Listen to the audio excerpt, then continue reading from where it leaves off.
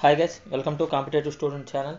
So మీరు already తమిళ చూసే ఉంటారు. సో ఈరోజు ఈ వీడియోలో ఏం చెప్పబోతున్నానంటే, యాక్చువల్గా ఎంతోమంది ఎన్నో నెలల నుండి అదేవిధంగా ఎన్నో రోజుల నుండి వెయిట్ చేస్తున్నారు ఏపీఎస్ఏ రిజల్ట్స్ కోసం. ఎన్నో కేసులు ఇవన్నీ అవడం వల్ల ఇవన్నిటి వల్ల రిజల్ట్స్ అనేది లేట్ అయ్యాయి. బట్ ఇక వెయిట్ చేయవసరం లేదండి, ఎందుకంటే ఏపీఎస్ఏ రిజల్ట్స్ వచ్చేసాయి. ఎవరికి ఎన్ని మార్కులు వచ్చాయో చెక్ చేసుకోండి. అండ్ అదేవిధంగా నా కామెంట్ సెక్షన్లో కామెంట్ చేయండి. నేను దాన్ని బట్టి నేను ఒక స్పెషల్గా ఒక వీడియో చేస్తాను, కట్ ఆఫ్ ఎంత ఉండొచ్చు ఏంటి అనేది.